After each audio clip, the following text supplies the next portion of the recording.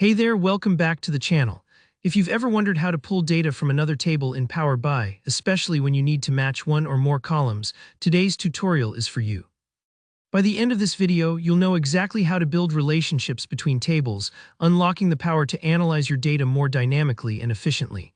Let's get started. First, open up Power BI on your computer. If you're new to Power BI, don't worry, just launch the app and you'll typically land on the canvas where you can start working with your data sources. Today we've got two tables, one called products and the other called sales. Think of them as two sets of information that are related but living in separate rooms.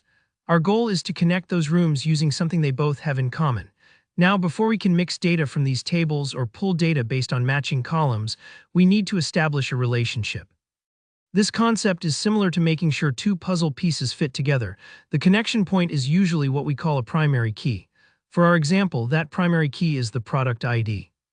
This is the unique identifier that appears in both tables and acts as the bridge between our products and their sales records. Here, how to do it. In the Power BI window, you'll see your list of tables on the right in the Fields pane. Locate the Products table, give it a right-click and select Manage Relationships. This opens a dialog where you control how tables talk to each other. If this is your first time seeing this window, don't let it intimidate you. It's simply Power BI's way of making connections behind the scenes. Go ahead and click on Add New Relationship. Now you'll need to pick the two tables you want to link, so select Products and Sales. Then for each table, choose the Product ID field. The reason we use Product ID here is that it's reliably unique in the Products table and shows up in the Sales table too, tying sales records directly back to what was sold. It's a bit like matching up ticket numbers to names at an event. You want to be absolutely sure you're connecting the right pieces.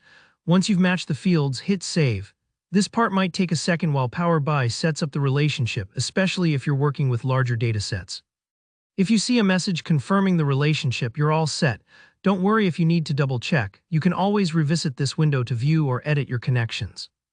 With the tables now connected, you can start pulling in data from both. Try selecting parameters from each table to build a new combined table or visual.